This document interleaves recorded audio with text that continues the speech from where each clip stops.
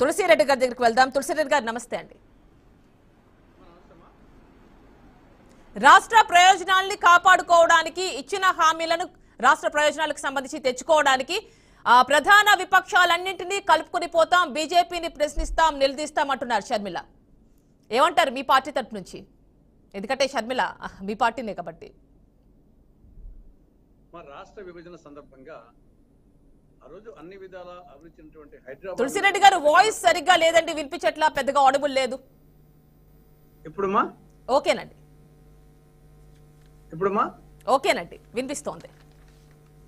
రాష్ట్ర విభజన సందర్భంగా అన్ని విధాల అభివృద్ధి చెందినటువంటి హైదరాబాద్ నగరము తెలంగాణ రాష్ట్రానికి పోతా ఉంది కాబట్టి ఆ మేరకు నవ్యాంధ్రకు న్యాయం చేసేటందుకు కాంపెన్సేషన్ కోసము ఆనాడు సోనియా గాంధీ గారి మార్గదర్శకత్వంలో మన్మోహన్ సింగ్ గారి ప్రభుత్వం నవ్యాంధ్రప్రదేశ్ కు 3 వరాలు ఇచ్చి, ఒకటి రాష్ట్రానికి సంజీవని లాంటి ప్రత్యేక హోదా, రెండవది విభజన చట్టంలో సెక్షన్ 46 సబ్ సెక్షన్ 3 కింద రాయలసీమకు ఉత్తరాంధ్రకు బుందేల్ఖండ్ తరహా గాని లేదా కేబీకే తరహా ఒరిస్సాలోని కోరాపుట్, బోలంగీర్, కలహండి ఆ టైప్ వచ్చేసి స్పెషల్ డెవలప్మెంట్ ప్యాకేజ్ ఇవ్వడం, మూడవది విభజన చట్టంలో 108 సెక్షన్ల కింద 13 షెడ్యూళ్ల కింద దాదాపు 5 లక్షల కోట్ల రూపాయలు విలువ చేసే ప్రయోజనాలు కేంద్రము రాష్ట్రానికి అందించడం.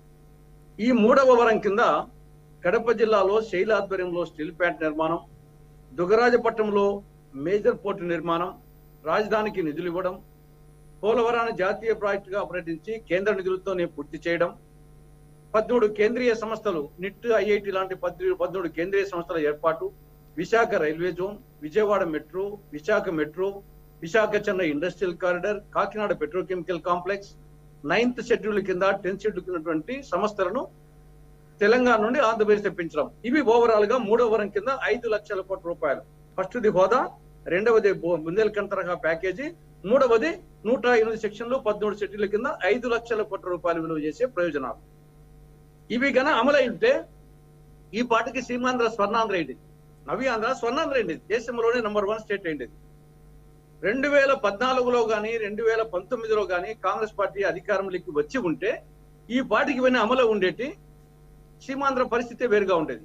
కానీ దురదృష్టవశాత్తు కేంద్రంలో బీజేపీ, రాష్ట్రంలో 2014లో టీడీపీ, 2019లో వైకాపా అధికారంలోకి రావడంతో ఇవి ఇంతవరకు అమలుకు నోచుకోలేదు.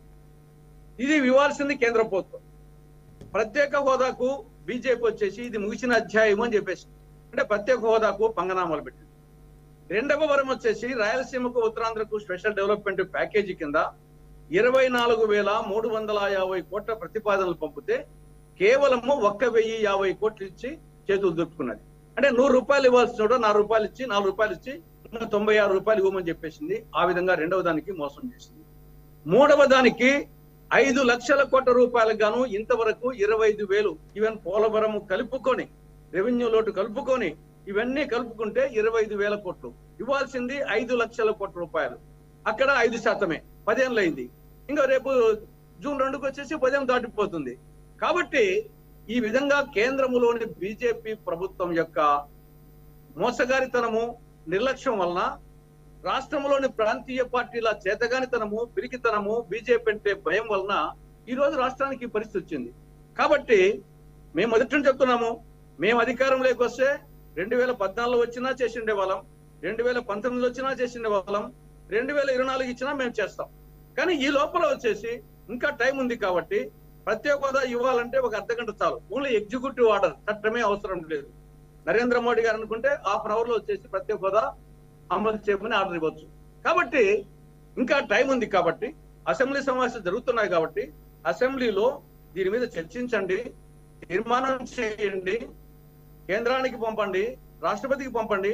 మనం అందరము అఖిలపక్ష ఏర్పాటు చేసి ఢిల్లీకి పోదాము, అడుగుదామని చెప్పేసి ఒక నిర్మాణాత్మకటువంటి సూచన ఏపీసీసీ అధ్యక్షురాలుగా అటు ముఖ్యమంత్రి గారికి, అటు ప్రతిపక్ష నాయకునికి, ఈ రోజు పార్లమెంట్ జరుగుతుంది, అసెంబ్లీ జరుగుతుంది కాబట్టి ఒక సందర్భోచితంగా సమయస్ఫూర్తితో నిర్మాణాత్మక సూచన చేసింది. అంటే ఈ సూచనలు ఎంత మేరకు వైసీపీ తీసుకుంటుంది అంటారు? ఎందుకంటే రోజు కామెంట్స్ చేస్తున్నారు, విమర్శనాస్త్రాలు ఎక్కువ పెడుతున్నారు షర్మిల వైసీపీ పైన. ఎంతవరకు కలిసి వచ్చే అవకాశం ఉంది? ఈడ పదే మేము జగనే కాదు, మేము అధికారంలోకి రావడం అనేది మా లక్ష్యం. మాకు వచ్చేసి జగన్ ఒక్కడే కాదు రాజకీయ ప్రత్యర్థి. జగను రాజకీయ ప్రత్యర్థి, తెలుగుదేశము, జనసేన అంటే బీజేపీ వీళ్ళందరూ ఓడిపోతారు కదా మేము అధికారంలోకి వచ్చేది. మేము అధికారంలోకి వస్తేనే కదా ప్రత్యేక హోదా వచ్చేది, మిగతా చట్టం అమలయ్యేది. కాబట్టి మేము రాసింది చంద్రబాబు నాయుడికే ఎక్కువ రాశాం. జగన్మోహన్ రెడ్డి కంటే కూడా చంద్రబాబు నాయుడు మీదనే శర్మిల రాసిన లెటర్లో వచ్చేసి మీరు 5 ఏళ్ళు గతంలో ఉన్నారు, మీరు ఏమి చేయలేకపోయారు, కనీసం ఇప్పుడైనా రండి అని చెప్పేసి శర్మిల వచ్చేసి ఒక జగన్మోహన్ రెడ్డికే కాదు చంద్రబాబు నాయుడు కూడా రాసింది. ఎక్కువ యాక్చువల్ గా వచ్చేసి చంద్రబాబు నాయుడు విమర్శలు ఎక్కువ ఉన్నాయి, ఆయన పేజీడ్స్ ఎక్కువ ఉన్నాయి ఆ లేఖలో. కాబట్టి మాకు వచ్చేసి జగన్ అప్పుడే రాజకీయ పద్ధతి కాదు. మేము కాంగ్రెస్ అధికారంలోకి రావడం మా లక్ష్యం. 2024లో అటు కేంద్రంలో రాష్ట్రంలో మేము అధికారంలోకి రావాలంటే డెఫినెట్ గా కేంద్రంలో బీజేపీ ఓడిపోవాలా, రాష్ట్రంలో వైకాపా ఓడిపోవాలా, టీడీపీ ఓడిపోవాలా, టీడీపీ జనసేన కాంబినేషన్ ఓడిపోవాలా. అప్పుడే కదా మేము అధికారంలోకి వచ్చేది. మాకు జగన్ ఒక్కడే పద్ధతి కాదు. ఇది ఫండమెంటల్ గా మేము చెప్పదలుచుకుంది ఇదే. మా దృష్టిలో బీజేపీ అంటే బి అంటే బాబు, జే అంటే జగన్, పి అంటే పవన్. బాబు కేసినా బీజేపీకి వేసినట్లే, జగన్ కేసినా బీజేపీకి వేసినట్లే, పవన్ కేసినా బీజేపీకి వేసినట్లే. బీజేపీకి ఇవ్వడం అంటే మన ఏలుతో మన కన్ను పొడుచుకోవడమే. ఇది మేము చెప్పదలుచుకుంది రాష్ట్ర ప్రజానీకానికి. అంటే తులసిరెడ్డి గారు ఇప్పుడు బీజేపీ ఇవ్వట్లేదు అంటున్నారు, అప్పుడున్నది కాంగ్రెస్ గవర్నమెంటే కదా, అప్పుడు మరి ఏం జరిగింది? స్టేట్ లోనే ఉంది, సెంట్రల్ లోనే ఉంది. ప్రత్యేక హోదా అనేది ఎప్పుడు వచ్చింది? రాష్ట్ర విభజన నేపథ్యంలో వచ్చింది. అంటే సెంట్రల్ లో అయితే ఉంది కదండి కాంగ్రెస్. రాష్ట్ర విభజన జరగకముందు ఇచ్చడానికి లేదు.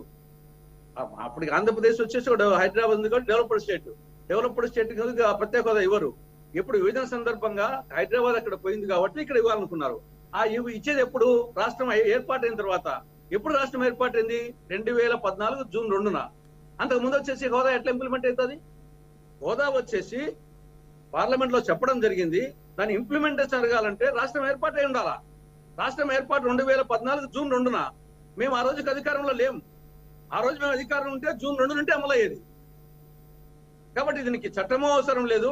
ఇది ఇంప్లిమెంట్ కావాలంటే రాష్ట్రం ఏర్పాటు అయి ఉండాలా. కాబట్టి రాష్ట్రం ఏర్పాటు అయిన తర్వాత మేము అధికారంలో లేము.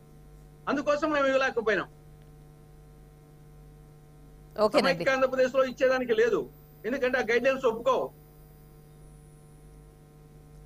ఓకేనండి, మనం టీడీపీ రాఘవేంద్రరావు గారు బీసీసీఎల్ ప్రతినిధి ఉన్నారు, వారితో మాట్లాడదాం. నమస్తే అండి.